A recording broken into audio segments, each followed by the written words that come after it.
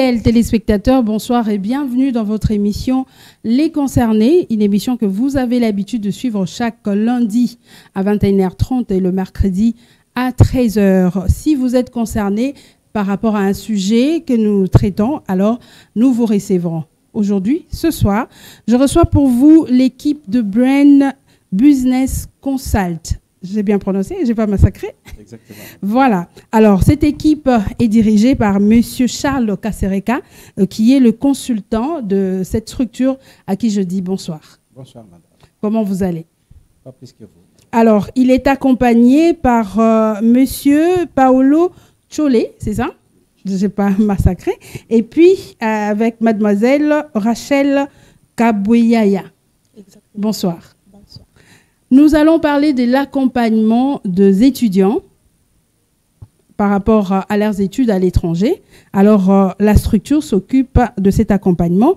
Monsieur Charles est là pour nous expliquer. Alors, Monsieur Charles, ma première question est de savoir quelles sont vos motivations pour avoir créé cette structure. Merci, madame. Notre motivation est basée sur deux points essentiels. Le premier point est que plusieurs parents envoient leurs enfants à l'étranger, mais sans savoir qu'est-ce qu'ils font, qu'est-ce qu'ils sont devenus, ou dans quoi ils sont exactement. Et deuxième motivation, c'est que beaucoup de parents, une fois que l'enfant est de l'autre côté, ils continuent à envoyer de l'argent. Ok, Ils surtout continuent ça. la prise en charge, payer le loyer, parfois même la nourriture, les études universitaires. Alors que dans le pays tel que l'Allemagne, les études universitaires sont gratuites et vous avez la structure, la Brain Business Consult, qui accompagne votre enfant et qui vous fait rapport de ce que votre enfant est devenu d'une manière quotidienne.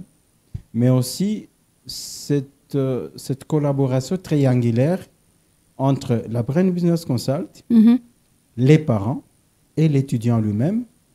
Et cette relation va au profit de l'étudiant. Ça veut dire qu'un étudiant peut dire, bon, moi j'ai échoué par exemple, mais je ne parviens pas, ou je cache les résultats aux parents. Comme nous sommes là pour accompagner l'étudiant, les parents sauront que tu n'as pas réussi. Les parents sauront qu'effectivement tu as réussi. Et c'est cet objectif de pouvoir offrir aux parents congolais cette structure d'assurance. C'est comme si les parents offrent ou donnent ou passent l'enfant à un tuteur qui pourra effectivement donner rapport et suivre l'enfant lorsqu'il est de l'autre côté de l'Europe. D'accord. Alors, c'est ce qui vous a motivé à créer cette structure. Ok. Ça fait combien de temps que vous évoluez? Nous avons existé depuis bien longtemps, la structure, d'abord en Allemagne, parce que la firme Brain Business Consult est 100% allemand. Mais en République démocratique du Congo, le projet d'accompagnement a existé depuis 2019. 2019. 2019. Vous avez déjà accompagné combien des étudiants? On peut savoir? Bon, généralement, même dans une réunion avec les parents, je ne réponds pas à cette question parce que ça donne une question d'ordre publicitaire. Comme si je montre que bon, nous travaillons, venez, Voilà. non. Mais si je peux estimer, nous sommes à plus de 50 de candidats qui sont déjà de l'autre côté depuis 2019. Mais ce n'est pas ça, en fait, le problème. Le problème n'est pas le nombre. Même si j'ai dit qu'ils sont à 2, ou ils sont à 3, ils sont à 4, ou ils sont à 40, ou 100, ce n'est pas le nombre, normalement, qui va convaincre un parent de nous faire confiance. Je donne l'exemple. Je peux être dans ce bureau et je prends mes cousins, mes nièces, mes parents. On fait des photos. Ok. Et ces photos, je les grave sur le mur dans un bureau, disant que ce sont deux visas obtenus. Mais est-ce qu'il y a des preuves qui prouvent que ce sont des visas réellement obtenus par nous? C'est une question de confiance. Voilà pourquoi lorsque même je parle avec des parents, je dis aux parents, si vous sentez quelque chose de manque de confiance en moi, 0,00001 de doute de ne pas commencer la procédure. Ok. Parce que le parent va rester en train de souffrir, pensant que l'argent est parti, il n'y aura pas le travail, alors que de notre côté, on a la main sur le cœur en train de travailler convenablement. Donc, et avant, pour que nous puissions arriver à 3, à 5, à 10, à 40, à 50, ou je ne sais pas combien, il y a au moins une première personne qui a commencé, okay, mais qui n'avait pas quelqu'un devant lui.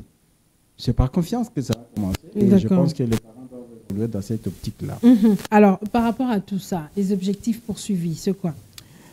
Les objectifs poursuivis, c'est d'offrir aux étudiants étrangers, et ici, dans les cas d'espèce, et les étudiants congolais, un cadre propice, un cadre, le meilleur cadre pour pouvoir faire les études universitaires.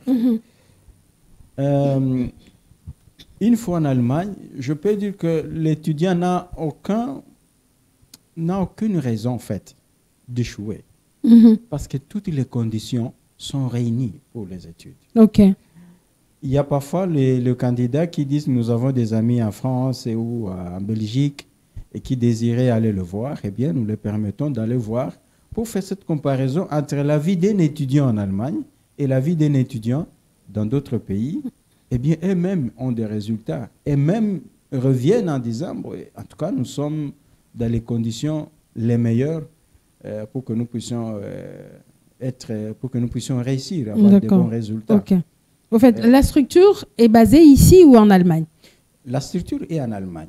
Okay. Voilà pourquoi je parlais ici d'un accompagnement et qui nous différencie des autres agences de voyage.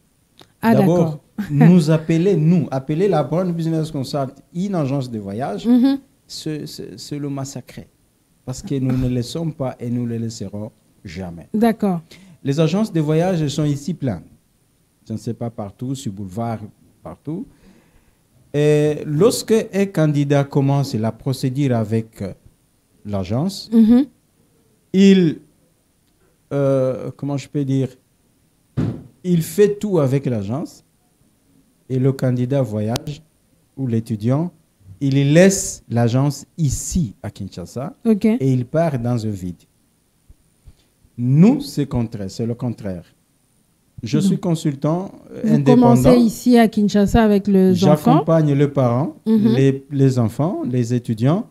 Je ne suis qu'un pont entre les parents ou l'étudiant et l'Allemagne où se trouve la direction générale. Et lorsque l'enfant ou le candidat a le visa, c'est le minimum de choses. C'est la moindre des choses avant le visa. Mais le grand travail se passera en Allemagne lorsque le candidat va arriver.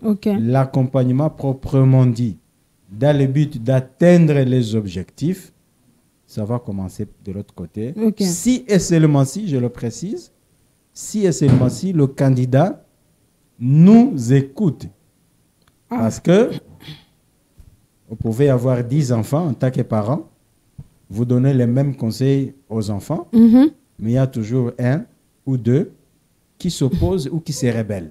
Nous aussi, nous avons des rebelles étudiants qui arrivent en Allemagne et qui se rebellent de notre politique d'accompagnement. Et malheureusement, ces candidats n'évoluent pas. D'accord. Bah, ils restent quand même en Allemagne. Ils restent en Allemagne, mais sans atteindre l'objectif pour lequel il est parti, ou soit il va très lentement parce qu'il ne veut pas écouter les conseils. Alors, Monsieur Charles, lorsque quelqu'un veut avoir votre accompagnement, vous commencez par quoi? Il y a toute une procédure, madame, qu'il faut pouvoir respecter. D'abord, nous sommes en train d'accompagner pour les études universitaires. D'accord. Hormis les études universitaires, il y a autre chose que vous faites? Oui, il y a les études universitaires, il y a aussi les études post-universitaires. Ça veut dire qu'il y a le master, il y a les doctorats. Nous avons toutes ces catégories de candidats. Il y a aussi des différents visas qui existent, mais nous n'avons pas encore commencé ces projets, comme le visa professionnel ou le visa de recherche du travail. Tous ces visas existent pour l'Allemagne. Mais pour l'instant, nous sommes d'abord dans les projets d'accompagnement des étudiants. D'accord. Ouais. OK. Alors, je suis parent. Je voudrais vous contacter pour que mon fils ou ma fille soit accompagné. Quels sont les critères de sélection? Est-ce que vous sélectionnez ou vous le prenez comme tout le monde le fait ici à Kinshasa à travers les agences de voyage? La première des choses, madame, c'est qu'il faut savoir, n'est qu'éligible aux études universitaires un diplômé. La première des choses, il faut avoir un diplôme d'État. Un diplôme d'État. Et si tu veux faire le master, il faut avoir diplôme de licence. OK. C'est ça, en fait, les critères. Jusque-là, on ne parle pas d'âge, parce que dans les conditions pour avoir le visa, on ne parle pas d'âge. OK. Non, on ne dit pas pour avoir le visa, il faut avoir 18 ans. Non. On dit pour avoir le visa d'études, il faut avoir un diplôme d'État. Pour une personne qui a 30 ans, qui a un diplôme d'État, il est éligible. Là, je précise maintenant. Il faudrait peut-être aller dans le sens contraire. Qu'un candidat de 17 ans peut avoir le visa, oui, s'il est diplômé. OK. On ne tient pas compte de son âge aussi longtemps qu'il est éligible selon la loi. Mais un candidat qui a 30 ans et qui est diplômé, je pense qu'il y a quelque chose qui ne va pas dans ce cursus. Hein? Le cursus n'est pas... il n'y a pas eu le moyen d'aller à l'université ici. Non, madame. Je ne sais pas s'il a eu son diplôme à 30 ans ou il attendait qu'il ait 30 ans pour commencer la procédure. Avoir de moyens, c'est ça. Ça veut dire qu'il a déjà les diplômes et à 30 ans, bon, il se réveille, bon, maintenant, je vais aller faire mes études en Allemagne. Voilà. Je pense à toute sincérité qu'il n'aura pas le visa. Et pourquoi? Il n'aura pas le visa dans le sens... 30 ans, on suppose qu'il devait déjà au moins être licencié. N'est-ce pas? Avec la réalité, tout ça, il n'a pas eu assez de moyens pour aller à l'université. Oui, tout ça. Ça veut dire quoi? Tu ne peux pas te réveiller, madame. OK? Tu te réveilles seulement. Et puis tu commences la procédure pour dire, je vais aller étudier en Allemagne. Sans aucune motivation des études universitaires au pays. Tu n'auras pas ce visa, en tout cas. Par expérience, tu ne l'auras pas parce qu'il faut pouvoir prouver les années là de retard. Qu'est-ce que tu faisais au pays? Si tu étais salarié, eh bien, présente que voilà, mes contrats sont là, j'ai travaillé. Ok, d'accord. Mais si quelqu'un vient me consulter, je vais lui demander, ok, tu commences la procédure avec nous, c'est une bonne chose. Mais en même temps, tu peux déjà emprunter la route pour l'université. Parce que lorsqu'il va déposer les dossiers à l'ambassade, on pourra lui demander l'attestation de fréquentation de l'université au pays. Et s'il n'a pas cette attestation-là, ça veut dire qu'il n'a pas une motivation pour les études universitaires. Si tu n'as pas été motivé pour ton pays, tu n'as pas goûté à la vie estudiantine dans ton pays, et puis tu ne vas pas aller le faire ailleurs, parce qu'ailleurs, c'est plus dur. Et madame, je vous garantis que l'Allemagne, ce n'est pas comme d'autres pays. Et je le dis à tous les parents et même aux élèves, aux étudiants, il faut avoir la colonne vertébrale. On n'a pas besoin de nounous, de filles nounous et de garçons binzo. On n'en a pas vraiment besoin des invertébrés, non. Parce que de l'autre côté, c'est sans pitié. Un Allemand, c'est quelqu'un qui fait une chose avec toute sa sérieuxité. Et cette sérieuxité est aussi dans la formation universitaire. Madame, ici, quand tu réussis, ou que lorsqu'un enfant réussit, vous allez voir les parents l'amener au supermarché comme cadeau, félicitations, tu as réussi. De l'autre côté, ce n'est pas le cas. La réussite fait partie de la vie normale. D'accord. Alors, la réussite fait partie de la vie normale. Quels sont les documents à apprêter pour justement constituer les dossiers? Les documents à prêter, c'est d'abord les documents scolaires. Ça veut dire qu'il doit avoir le diplôme d'État, OK. le bulletin des 6e. Il y a le relevé des notes aux examens d'État. C'est un document qu'on trouve à l'inspection. Il y a certains documents que le papa signe ou le candidat qu'on appelle le mandat. Il y a aussi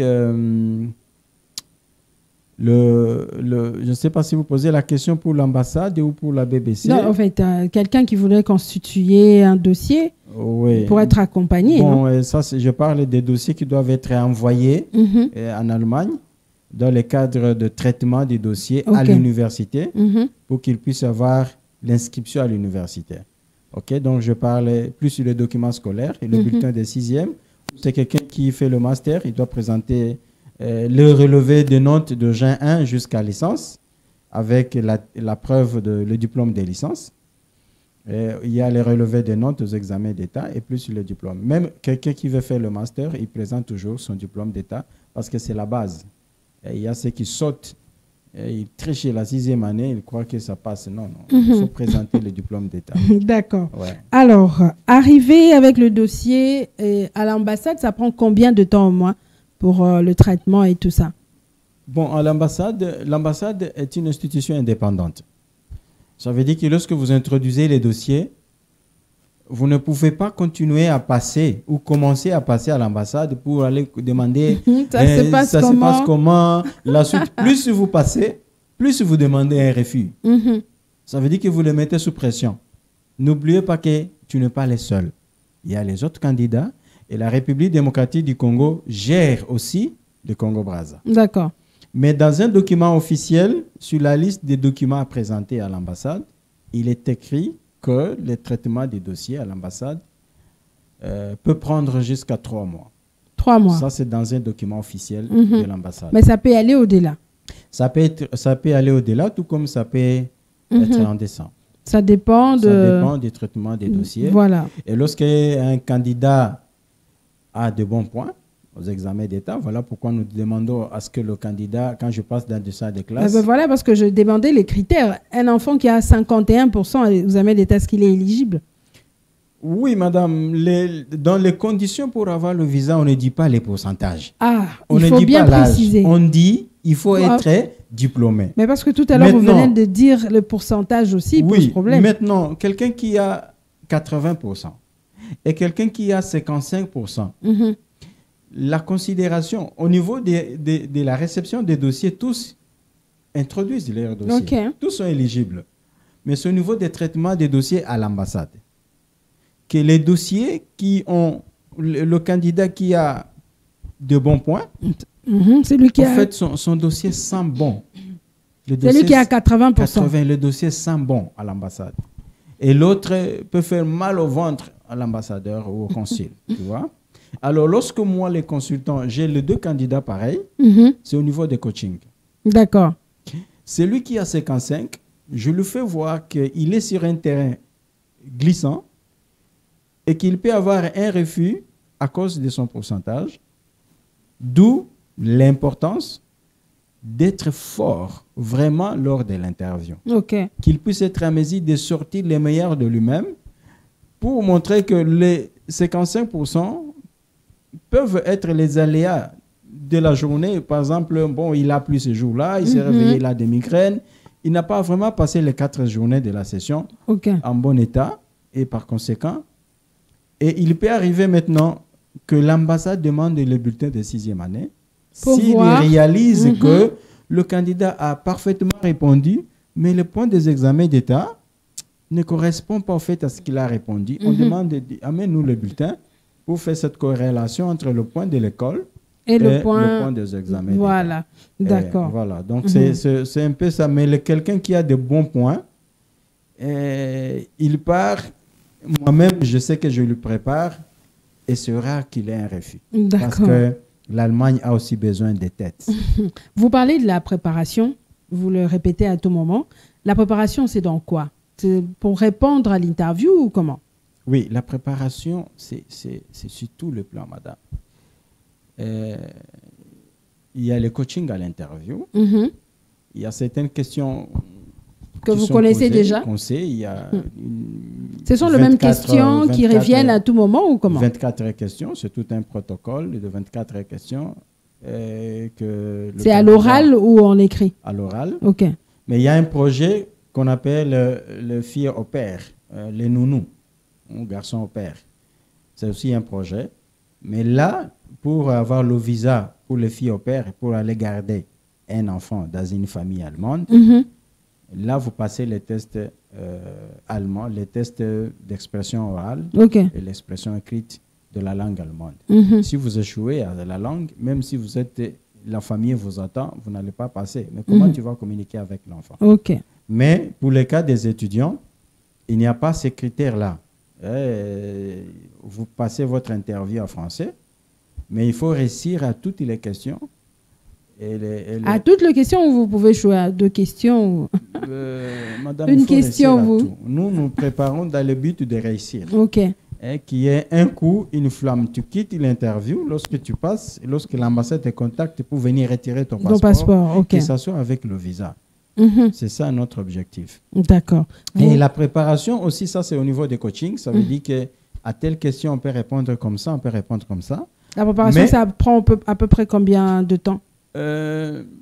Normalement, dès que vous avez le dossier ou dès comment? que le candidat a le dossier, dès qu'on sait qu'il est avec nous normalement, j'organise certaines réunions, certains dialogues, échanges, dans le but de préparation. Parce que la préparation peut être immédiate, tout comme peut être lointaine. Lointaine parce que je le prévois toujours que ce que vous allez vivre de l'autre côté, ce n'est pas facile. Évidemment, beaucoup de candidats et même les parents ne voient que le visa et que l'enfant voyage. Ça, que l'enfant puisse partir. Mais ce qui attend vraiment l'enfant ou l'étudiant, c'est autre chose que le visa. L'objectif de notre accompagnement, c'est de former des noyaux de Congolais qui peuvent intervenir plus tard en faveur de leur pays sans quémander. Sans tenir la main au gouvernement. Avec une association, on peut être à mesure de relever un défi au niveau de la République démocratique du Congo. Et c'est en train de venir parce que nous, c'est accompagner l'enfant ou le candidat à être responsable et indépendant. Voilà pourquoi le candidat qui arrive en Allemagne, lorsqu'il prend son vol, il signe un contrat de séparation financière avec ses parents. Donc là-bas, il est pris en charge. Il doit se débrouiller. D'accord. Alors, arrivé en Allemagne, qu'est-ce qui est prévu? Est-ce qu'il y a une équipe qui reçoit les étudiants, qui les accompagne? Comment vous faites? Alors, lorsque le candidat a son visa, la première des choses, c'est de scanner en PDF le visa et de nous l'envoyer, excusez-moi, et de notre tour, nous l'envoyons au niveau de contrat, au niveau de l'administration de hommes des étudiants, où il a sa place, sa chambre. Parce que dans les hommes, les anciens partent, de nouveau entrent. Et lorsqu'on montre au gestionnaire qu'effectivement, la chambre qui a été réservée pour tel, voilà, il a déjà son visa, il arrive, eh bien, il commence à prendre des dispositions pour peut-être... libérer la chambre. Mais aussi, nous voyons les différentes dates pour le début du cours de langue. Donc, il faut commencer par le cours de langue. Exactement. La langue officielle, c'est l'allemand. Et tout candidat qui arrive commence par cette langue. Et la loi allemande ne donne que maximum 2 semestres pour satisfaire à cette langue. Évidemment, tout candidat qui commence la procédure chez nous commence à prendre les cours de langue au Congo. Parce que même dans la constitution du dossier à déposer à l'ambassade, il doit y avoir l'attestation de fréquentation de cours de langue à Kinshasa. S'il n'y a pas ces documents dans les dossiers, c'est un dossier incomplet et qui peut poser problème et qui peut même occasionner un refus. Ça veut dire que tu n'as aucun intérêt sur la langue, alors que c'est ça la porte d'entrée pour les autres opportunités. Alors, lorsque le candidat arrive, il a ces temps-là. Voilà pourquoi nous demandons aux étudiants de faire les cours de langue ici, parce que ne fût-ce que le cours de langue peut te faire expulser de l'Allemagne. Okay. Si tu dépasses les délais de cours de langue, l'Allemagne te déclare non utile à la société. Il te donne conseil de rentrer au pays. D'accord. Alors, les autres accompagnements, il y a une équipe, toute une équipe mise en place. Ça veut dire que maintenant, lorsque l'enfant a déjà le visa ou le candidat en général, il y a la cellule d'accueil des étrangers qui s'organise pour aller les accueillir. Parce que le billet, tous ces programmes de voyage se fait par la Brown Business Consult à partir de l'Allemagne.